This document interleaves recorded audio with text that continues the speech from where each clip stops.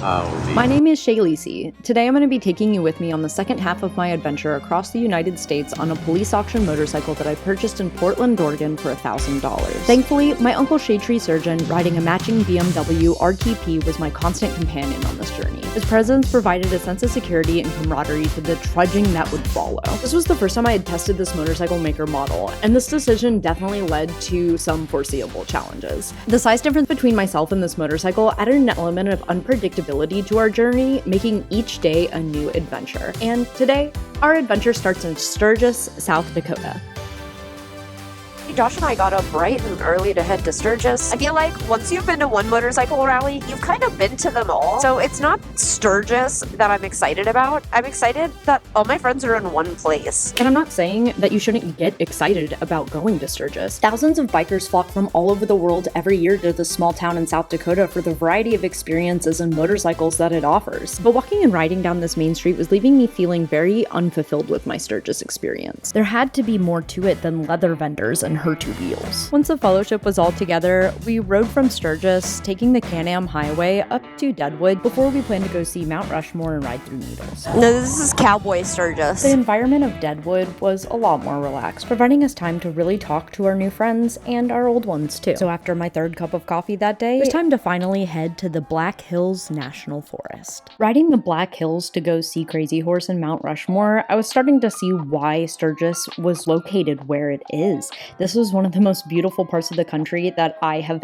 ever seen. I just really hope that between now and driving through the Badlands, I actually see a buffalo or a bighorn sheep. Seems like everyone else is seeing them but me. I don't know what I expected the outskirts of Crazy Horse to look like, but it definitely wasn't this. That is, like, without a doubt, the most amazing thing I've ever seen in my life. That.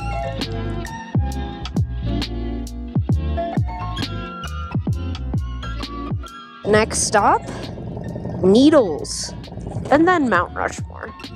Riding through the Needles Highway ended up being one of my favorite experiences during this whole trip. Needles also ended up being one of my favorite named roads that I've ever ridden down, as well as one of the most difficult, with some of the turns going as low as 10 and 5 miles an hour, which is the slowest turn I've personally seen during my 2 cross-country trips. But if you do think that there's a more difficult named highway besides Needles, please name it in the comments down below. I know difficulty is all relative to the rider's skill level, but I'm still curious on your opinion and experiences, because this is definitely the closest that I've ever been to getting hit by another vehicle in any national or state park. Granted, I know that we both were kind of in the middle there. And of course we pulled over at the Needles Eye Tunnel so we could all take videos of each other going through it. I did find out that about 150,000 pounds of dynamite was used to make this state park. It was built in 1933, and the governor at the time, Peter Norbeck, really wanted people to get as close as they could to the Needles, but he also really wanted all the roads and the tunnels to face Mount Rushmore, which is why all the roads are kind of built in a spiral corkscrew. So that's why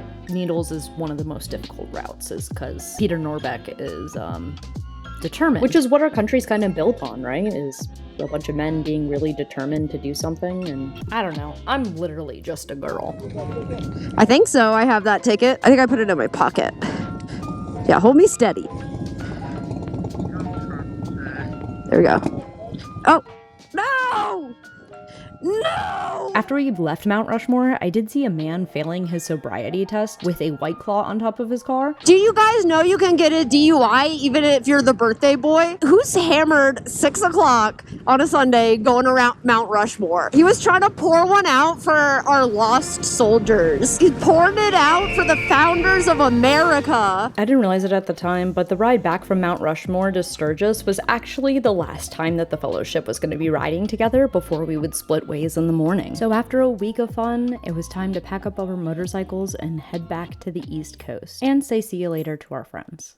Not goodbye. But first, you really think I'm about to get on the road without drinking some coffee? And good thing we did, because Shadetree Surgeon was there to do his Shadetree Surgeon thing. So after an additional hour of yapping, it was finally time for Josh and I to hit the road. We just entered the Black Hills National Forest to go through Spearfish Canyon, because I want to see a bighorn sheep.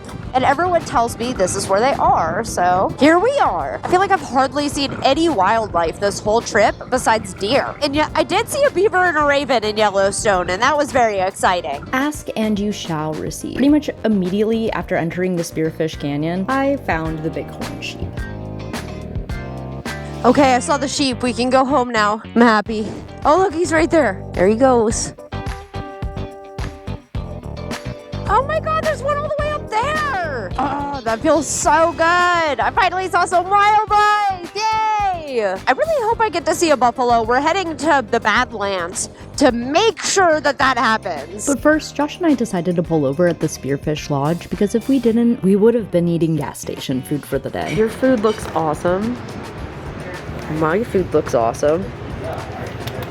The view is awesome. This is pretty good. This is great. Yeah, this is a good stop. Driving 30 miles and stopping for lunch, that probably should have been our first sign that we were not going to be putting down a lot of miles today. And after seeing about 100 billboards for a place called Wall, we decided to stop yet again 100 miles later. You know, they say when God closes a door, he opens a window to the west. We can actually make it to the Badlands. We have enough gas.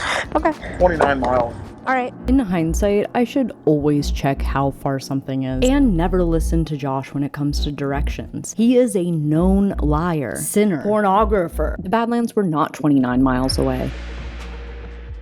They were 7. Josh and I are only going about 400 miles today. We decided to take everything nice and easy to spend time looking at wildlife. Because if I go all the way through South Dakota without seeing a single bison, I will scream. Do you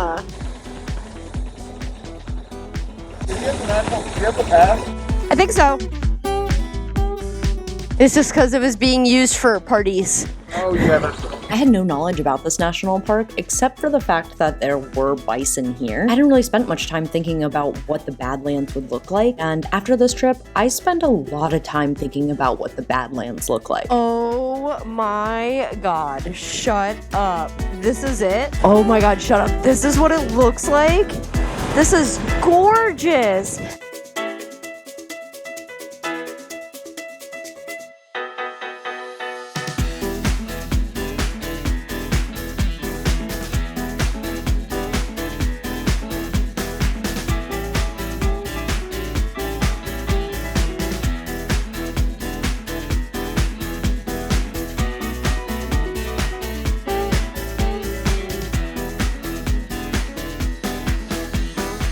That is really cool. I kinda wanna go.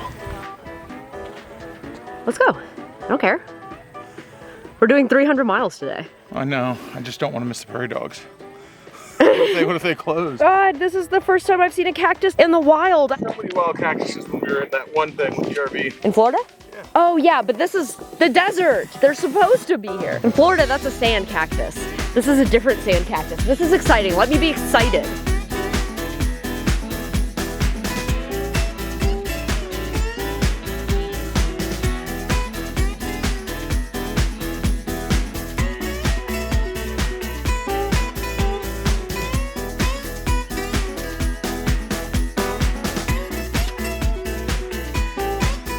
This national park is amazing. Definitely in my top 5 favorite national parks now. Montana, Wyoming, and South Dakota have become my most favorite states during this trip, which I didn't even think was possible. Oh, I want to walk up there so bad. I just, The ground under is a little. it looks like another planet out here, man. Oh my God. That's stressful. Dude, this is gorgeous.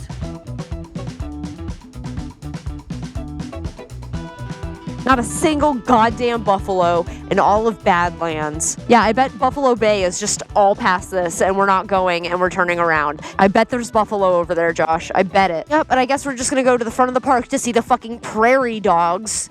Oh, it's definitely feeling like 5 o'clock. I'm just gonna start heading straight to Sioux Falls. We're not gonna get there till 10 p.m. Oh, fuck. I think the time change too. That's why the sun's so low here.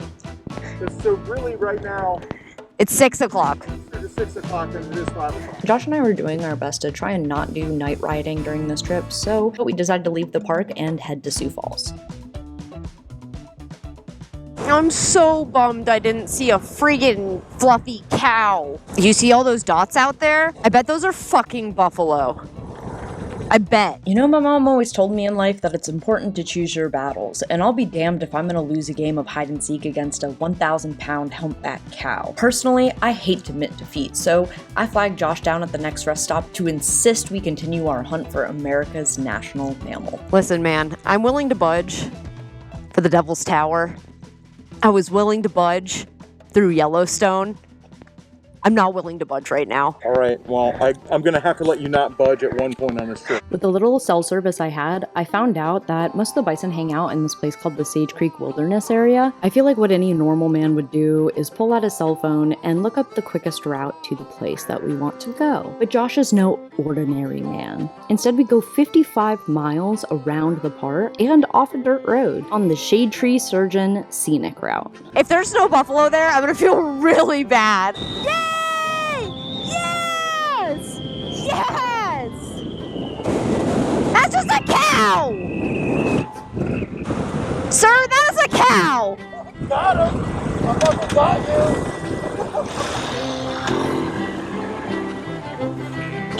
Fucking asshole!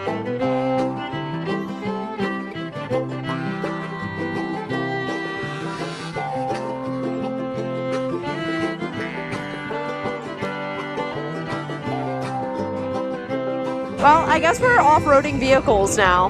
Oh my god, we made it. Oh my god, we made it.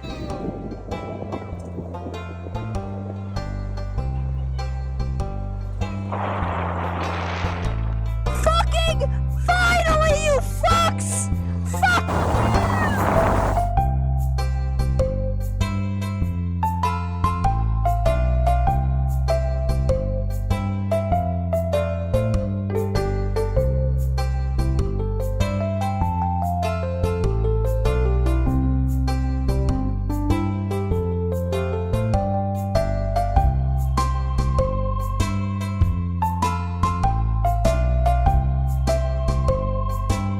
Look, they're interacting. Nature! Oh, that was worth it. Thank you. I'm very happy to see a buffalo in the wild and see it like this with that background. Like, how fucking cool. So worth it. All right, let's go. Got it? Well, I'm not gonna let go till you're straight. If you need to just go. I'll catch up to you. Okay, no, I got it. I'm good. I was looking for those motherfuckers all day, all month, off a dirt road, even. Let's go see if he's got some friends up here. Oh yeah, he does.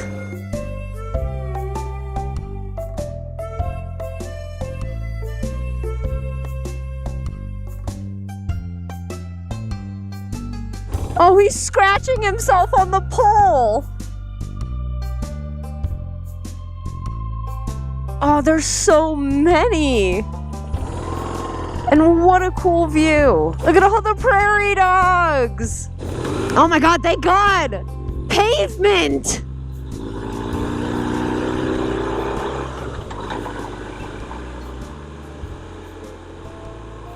Josh and I have some serious time we gotta make up. Okay, and back to wall. It's been like 5 hours and we're back where we started. I guess we're heading right to Sioux Falls. Oh, I want to go back to the Badlands immediately. It wasn't enough. Unfortunately, the sun is setting and it's time to put 300 miles down. 271 to be exact. So we continued our adventure into the dark for the next 5 hours, unaware how dark it gets in South Dakota, because it went from this to this very, very fast. And although Josh almost kissed a deer while riding, we got to pull over and see some really amazing stars. Maybe the best I've ever seen. Here are some photos that I took with my iPhone, and then we continued on to the night, landing in Sioux Falls eventually. Thank you so much for watching to the end of this episode. If you're watching this video live, then we're going to be live streaming directly after this video premieres on the Shadetree Surgeon channel to raffle off this BMW, with all of the proceeds going to Forgotten Angels to support their mission of ending the cycle of foster care abuse. So if you're interested in this motorcycle, the tickets are only $25 and we'll be calling the winner at 9 p.m. today. Okay, bye-bye.